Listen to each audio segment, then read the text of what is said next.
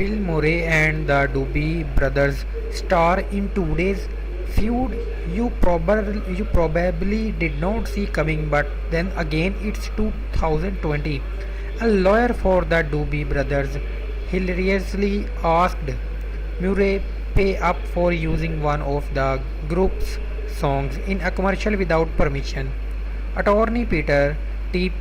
Paterno fired off a letter to the Caddyshack star, and the only way to describe it is epic.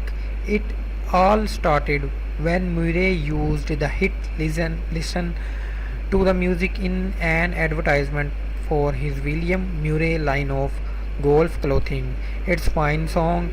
I know you agree because you keep using it in ads for your Zero Hugs given golf shirts.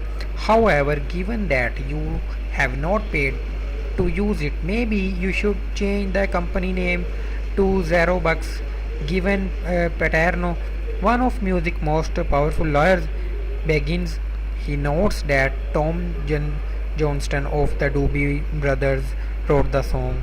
We understand that you are running other ads using music from other of our clients. It seems like the only person who uses our clients' music without permission more than you do is Donald Trump.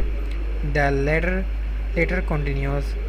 This is the part where I am supposed to cite the United States Copyright Act exhort you for not complying with some supergraph that I am too lazy it to look up and threaten you with eternal domination for doing so. Paterno adds, but you already earned that with those Garfield movies, and you already know you can't use music in ads without paying for it.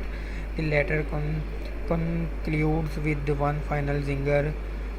We'd almost be okay with it if the shirts were not too damn ugly, but it is what it is. But it is what it is. The lawyer for Murray did not immediately respond to Yahoo Entertainment's request for comment.